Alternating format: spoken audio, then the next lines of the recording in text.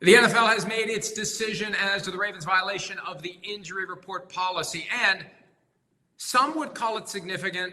Others would regard it as a slap on the wrist. $100,000 imposed on the team with no individuals punished, no draft picks lost, because the league concluded, based upon its investigation, that the Ravens had accidentally, negligently mischaracterized Lamar Jackson's participation in practice last Friday. Remember, he was listed as full. We all thought, must mean he's playing. The Bears thought, must mean he's playing. But it turned out that he didn't take any first-team reps. He took all of the scout team reps, but under the injury report policy, he should have been listed as limited. That was clear. The league sent out the policy, clear as it can be. So if it was a mistake, well, they knew or should have known what the rule is. And the rule has been in place for a long time. I think it may come down to something extremely simple as it relates to the operation of the overall business. You have two different paths you can take when you catch wind of potential wrongdoing. One, you can choose to not make a big deal out of it and give the benefit of the doubt to the offending team, or you can throw the book at them and create a big mess that then gets covered, discussed, and scrutinized by those on the outside, media, fans, and the government. Look at the reaction to the NBA's gambling scandal from last week, just one day before the Ravens made their mistake. The timing was horrible. The optics were horrible. And if the NFL had thrown jet fuel on that fire by saying, in essence, we believe the Ravens deliberately violated the policy in order to secure a competitive edge against the Bears, and we're going to take away draft picks, that would have been a huge deal. That would have been a massive story. That would have exposed an underbelly of potential corruption that the NFL doesn't want. Because you get the wrong person's attention, you got an external investigation of your entire operation. That's one of the problems with any sports league being responsible for oversight of its operations. And that's why none of the sports leagues, NBA, NFL, MLB, NHL, MLS, any of them, they don't want an outside body to have jurisdiction over their activities. They want to do it themselves because they want to make that business decision. Is this a situation where we should take their word for it? Does it help us to tell the world it was all a mistake? Or does it help us to hammer the team? That causes potentially inconsistent treatment. It creates resentment. There are teams out there that believe if we had done it, we would have gotten killed.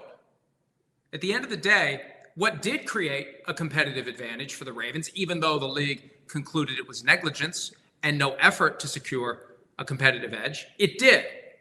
And it's treated as an accounting error. It's actually treated as less than an accounting error because in 2024, the 49ers had an accounting error. And they lost a 5th-round pick. And they had a 4th-round pick, dropped 4 spots. Even though the league said there was no competitive advantage gained by a $75,000 accident. You can't reconcile the two. Well, you can. Here's how you reconcile it. The league does whatever it wants to do, whenever it wants to do it, and it works backward to justify the situation and the outcome. They did it with Deflategate. They wanted to kill the Patriots, so they did. They used that as the starting point. Instead of the ending point, they used it as the starting point and worked backward to justify what they wanted to do.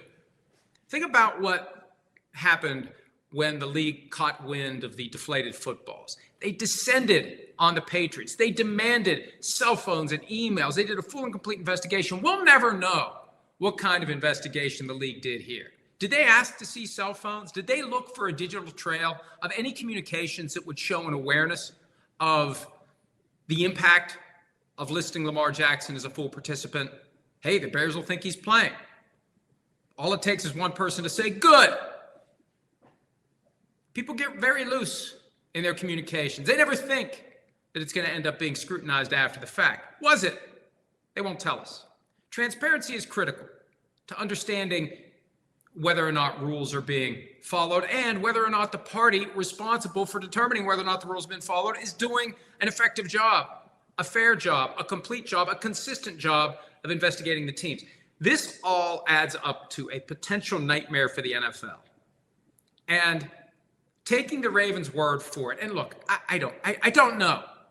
I think anybody who pays attention to the NFL knows what the Ravens were trying to do. And one of the changes that possibly should be made to the injury report policy is, if this happens, we're going to presume you did it for a competitive advantage. And you have to prove to us that you didn't. You have to come to New York and make a presentation and convince us that it wasn't for a competitive edge. It's not as simple as the league showing up and the Ravens saying it was an accident and the NFL saying, okay, because the NFL doesn't want to be in that same firestorm that the NBA is now dealing with. So again, the league had a decision to make. It chose the path of least resistance. It chose the path of least scrutiny. It chose the path of fewest overall problems, the path of the best possible PR.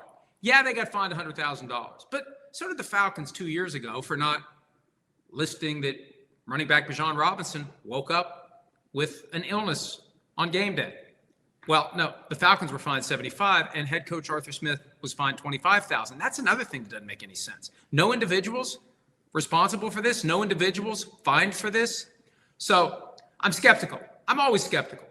I'm always skeptical because there are always motivations that they're not going to share with us. They're not going to wear it on their sleeve.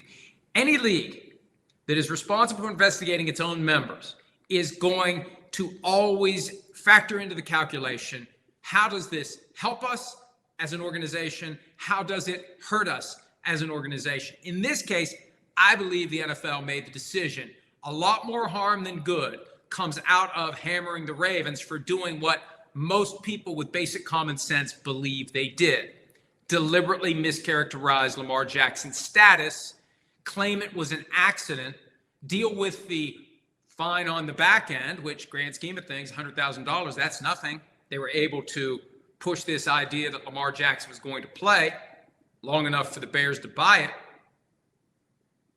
That's $100,000 well spent by the Ravens. They got lucky. Now, will the next team get lucky? I don't know. We'll see. But the one thing that needs to happen as a result of all of this, the NFL needs to take a look at the injury policy, start at square one, and think of other ways to ensure that teams will comply. And one way, among others, to make it better is to create a presumption that if you violate it, you were trying to gain a competitive advantage, because every team is trying to gain a competitive advantage. It's negligence not to. So that's where it stands. And Friday afternoon, the word comes out, not a coincidence. And another bright, shiny object in the form of a full slate of Sunday games is coming. It will be forgotten by Sunday morning. It'll be long forgotten by Sunday night. And it will be out of sight, out of mind until someone else makes a mistake, negligent or otherwise. Hi, it's Mike Florio. Thanks for watching PFT on YouTube. Hit subscribe for the latest news and analysis from Pro Football Talk.